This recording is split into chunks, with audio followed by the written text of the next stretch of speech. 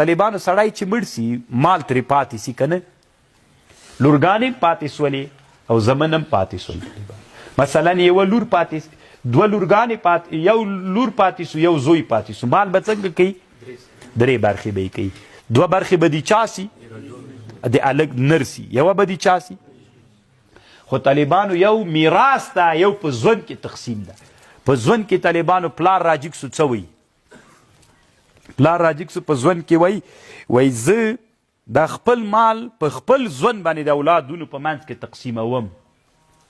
یو سړی راغی ما نه فتوا وغوښتله وی مولانا صاحب مې وایي د ما لورګانې او زمن دي ډېر مال مې ده بیا زه په خپل ژوند د خپل مال ور تقسیمومه نو هلته به تقسیم څنګه کوي طالبانو هلته د نر او د ښځې بیا فرق نسته مساوي تقسیم به کوي عدل داسې د طالبانو په میراث کې للذکر مثل حظ الانثیین په ژوند کې به طالبانو مساوات وي لور او زوی بیا په ژوند کې چې ور تقسیموي بیا څوک نسته که خو میراث د طالبانو دا تملیک ده دا دواړه فرق لري تاسو په خبر پوه سو که په ژوند کې تقسیم هغسې وو که طالبانو پلار بیا ظلم کړی طالبانو د لورو د زوی په منځ کې تاسو په خبر پوهېږئ علاو سنن کې په دې مسله ډېر بحث ده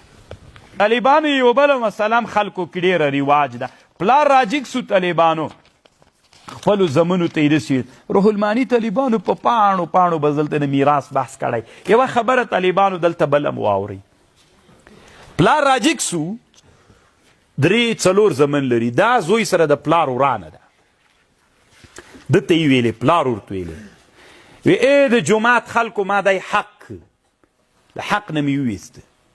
ټول جومات خلکو ویلې سید الحق که نه موږ تاسو پلان کې زوی حق کړی ده پلار طالبانو مړ سو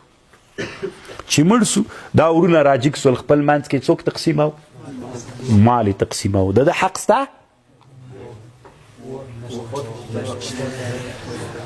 تاسې طالبانو داسې وایي نسته ده د عرف کې داسې عادت ده ولې پلار حق کړی ده داسې ما له حق نه ویستلی ولې دا د تا مال ده دا مال چې دی مړ سو دا پلار مړ سو پس له هغه نه پلار نه چې کوم مال پاتې دی طالبانو دا د چا مال ده دا د پلار مال نه ده اوس دا د پلار مال نه ده طالبانو دا د زمنو دا حق د زمنو ته چا ورکړی پلار که الله ورکړی نو چې الله ورکړي طالبانو دوی ناست ول تقسیم یې کو دی پرې راننوته او ده ورته ویلې چې ما ته وي ته یې ویستلی مولا نه مې دوی ورته ویلې مولا راته ویلې مولا به خپل کار کوي مولا غلط څه د حق سته طالبانو عوامو کې مشهوره ده چې پلانکی له حق نه ویستلی د پلار هم نسي له ویستلی له حق دا خو پلار د پلار هم له حق نسي ویستلی دا حق چا ورکړی الله ورکړی نه یې سي ویستلی طالبانو په خبر پوه شولئ خو صورتونو کې به فرق کوئ چې صورت کې د ما په صورت پوه شولئ دی مړ سو بیا مال پاتې سو تېر نه د حق سته که ټول جومات نه چې ټوله وطن یې پې خبر کړي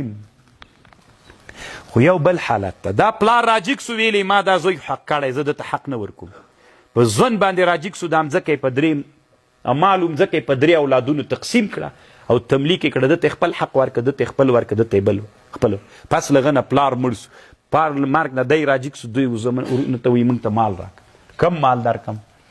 وی هغه د پلار مال خو موږ ته تملیک کړی ده او د اختیار درلوده بیا دلته دی څوک نه لري نو یو تملیک د طالبانو یو میراث ته د دې دواړو منځ کې څوک کوي خبر پوه شولئ عزتي خونو